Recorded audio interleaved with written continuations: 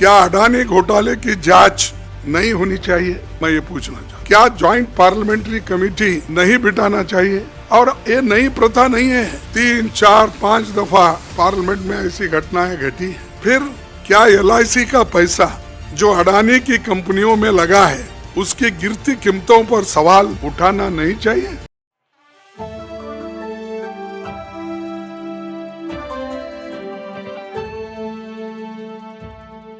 नमस्कार, आप देख रही हैं नेक्स्ट 9 न्यूज़ पॉलिटिकल बाइट और आपके साथ मैं हूं क्रांति सिंह। आपको बता दें कि एक तरफ जहां प्रधानमंत्री नरेंद्र मोदी के ऊपर जो है तमाम कांग्रेसी सवाल पर सवाल उठा रहे हैं, उसी बीच में 6 बड़े सवाल लेकर के मल्लिकार्जुन खड़गे जो है प्रेस कॉन्फ्रेंस करते हैं और उस प्रेस कॉन्फ्रेंस के दौरान मल्लिकार्जुन खड़गे जो है यहाँ पर कई सवाल जो है प्रधानमंत्री नरेंद्र के ऊपर दागते हैं और उनसे ये जवाब मांग रहे हैं और कह रहे हैं कि संसद में तो आपने जवाब नहीं दिया, लेकिन इन सवालों का जवाब तो आप जरूर दीजिएगा। क्या है वो सवाल, सुनिए। अब बात ये बड़ा महत्वपूर्ण है। आगे मैं आपको थोड़ा पढ़ के इसलिए सुना रहा हूं कि जो हमने तैयार किया है नोट, तो उसका एक, क्या अडानी घोटाले की जांच नहीं होनी चाहिए? मैं ये पूछना चाहता हूं।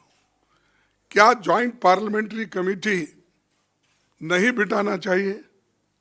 और ये नई प्रथा नहीं है, 3, 4, 5 दफा पार्लियामेंट में ऐसी घटनाएं घटी है। फिर क्या LIC का पैसा जो अडानी की कंपनियों में लगा है, उसकी गिरती कीमतों पर सवाल उठाना नहीं चाहिए? क्या SBI और दूसरे बैंकों द्वारा अडानी को दिए गए 82,000 करोड़ लोन के बारे में सवाल नहीं पूछना चाहिए?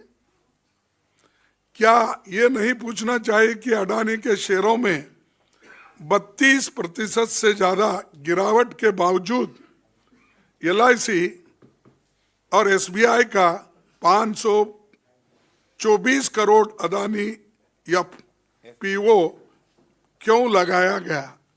ये तो पूछना चाहिए। जनता का पैसा इसमें लगा हुआ है, हर एक की जिंदगी उसमें है।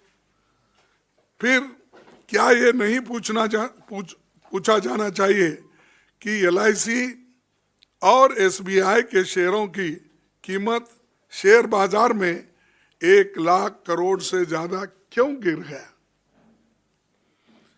और दूसरा प्रश्न, क्या ये नहीं पूछना चाहिए कि टैक्स हेवन से अडानी की कंपनियों में आने वाला हजारों करोड़ रुपया किसका है? क्या यह पूछना गलत है कि मोदी जी ने अडानी के एजेंट के तौर पर श्रीलंका और बांग्लादेश में ठेके दिलवाए? ये तो पत्रिका में आया था और सबको मालूम है। जब हमने अंदर भी कहा, बाहर उस वक्त कोई पूछे नहीं और ये सबको भी मालूम है। क्या यह सच है कि फ्रांस की टोटल गैस ने अडानी की कंपनी में होने वाले 50 बिलियन अमेरिकी डॉलर के निवेशन को जांच पूरी होने तक रोक दिया है? ये भी हम पूछना है।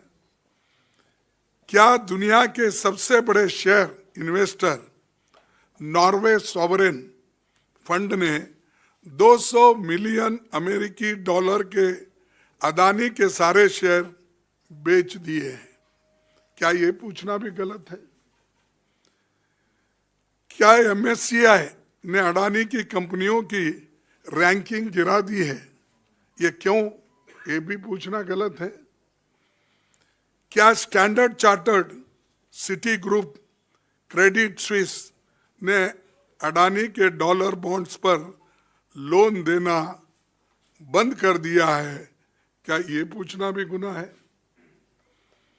क्या डाउ जोन्स ने अडानी की कंपनी को सस्टेनेबिलिटी इंडिसेस से हटा दिया है? और तो फिर भी मोदी सरकार अडानी की जांच क्यों नहीं कर रही और इसको ज्वाइंट पार्लियामेंट्री कमेटी की इंक्वायरी क्यों नहीं होना चाहिए? क्या कारण है कि मोदी जी और पूरी सरकार संसद में अडानी शब्द भी नहीं बोलने देती। और ये अडानी फर्म्स के नाम है ना, सिर्फ एंटरप्रेनर्स बोले तो मालूम नहीं होता किसका कोई एंटरप्रेनर्स है, सिर्फ कंपनी बोले तो भी मालूम नहीं होता। हमको ये बोलना ही पड़ेगा कि Adani company, Adani enterprise, Adani infrastructure. तो आप नाम ही वैसा रख लिए हैं और काम भी वैसा आपका है, तो मैं क्या बोलूं? तो इसलिए बोलना ही पड़ता। क्या कारण है कि RBI, SEBI, ED, SFIO, corporate affairs ministry, income tax, CBI, सबको क्या लकवा मार दिया? क्या दिख रहा नहीं उनको? क्या सिर्फ दूसरे लोग ही दिखते हैं? इतने घोटाले होने के बावजूद ये संस्था है क्यों चुप बैठी? इसीलिए ये हमारा काम है कि सरकार को पूछना।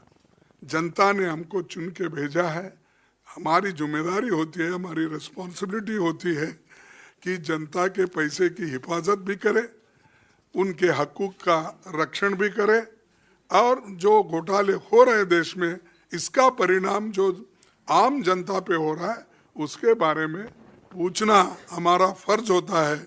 लेकिन हमको उन्होंने